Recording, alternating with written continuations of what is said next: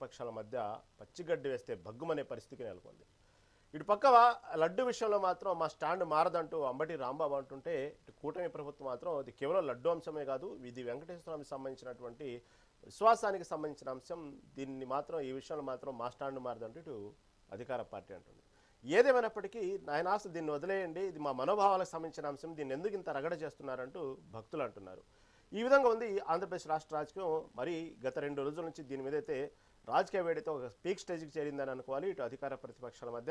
సరే, ఇదే అంశం మీద మనతో పాటు డిస్కస్ చేయడానికి సిద్ధంగా ఉన్నారు వైసీపీ నాయకులు పాదయాత్ర వెంకటేశ్వర రెడ్డి గారు, అదేవిధంగా టీడీపీ నాయకురాలు ఆశాబిందు గారు, అదేవిధంగా రాజకీయ విశ్లేషకులు మూర్తి గారు, పిఎన్ మూర్తి గారు మనతో పాటు ఉన్నారు.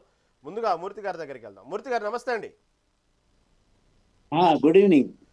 మూర్తి గారు, ఈ తిరుమల లడ్డు విషయం అసలు చివరికి ఎక్కడికి వెళ్తుందో, ఎక్కడి దాకా దారి తీస్తుందో, అసలు ఈ విషయం ఎటు నుంచి ఎటు పోతుందో పరిస్థితులు అర్థం కావట్లేదు.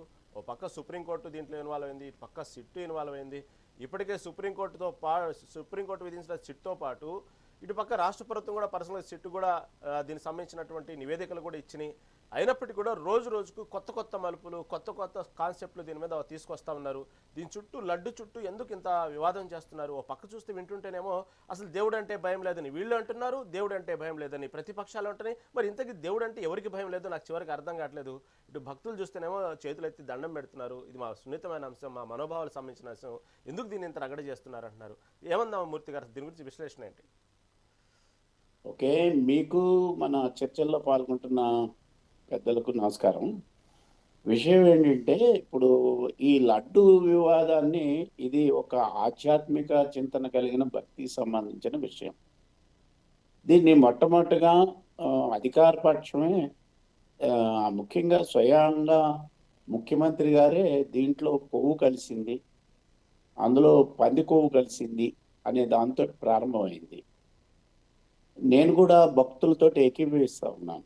ఇది మనోభావాలకు సంబంధించింది. ఈ మనోభావాలకు సంబంధించిన విషయాల్ని ఇంత రగడా చేయాల్సిన అవసరం లేదు అనేది నాకు కూడా అనిపిస్తున్నది. అయితే ఏ అంశమైనా అది ఒక రాజకీయం వరకు రాకుండా అది సమాజానికి సంబంధించిన విషయం, సమాజంలోనే దానికి సంబంధించిన వాళ్ళు మాట్లాడితే ఇబ్బంది లేదు. అయితే ఇది అధికార ప్రతిపక్షాల మధ్యన ఒక ఫుట్బాల్ గ్రౌండ్లో బాల్ లాగా తయారైంది.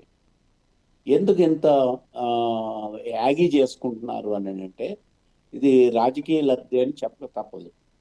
అది అధికార పక్షమైనా ప్రతిపక్షమైనా దీన్ని ఒక అధికార కోసమే, అధికారం నిలబెట్టడం అనొచ్చు, లేదా మా మీద అనవసరమైన ఇది చేస్తున్నారు చర్చకు రండి అని పిలవచ్చు. ఇవన్నీ జరుగుతూ ఉన్నాయి.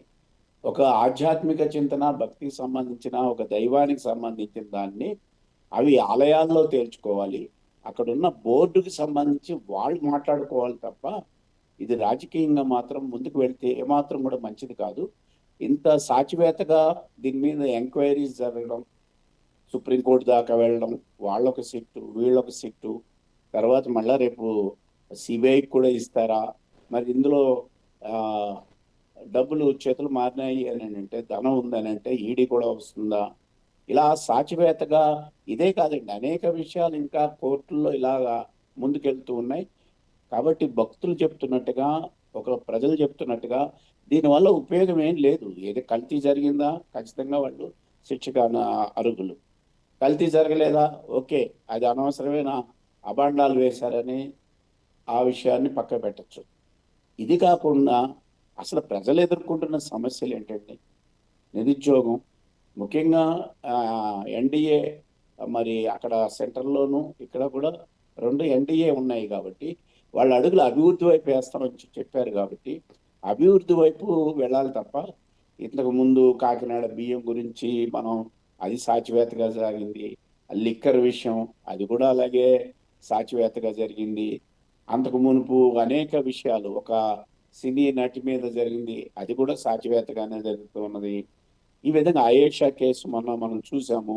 ఇవన్నీ కూడా సాచివేతగా అనవసరంగా కొన్ని రోజులకి న్యాయస్థానాల మీద కూడా ఇక న్యాయం జరగదనే స్థితికి తీసుకెళ్తూ ఉన్నారు.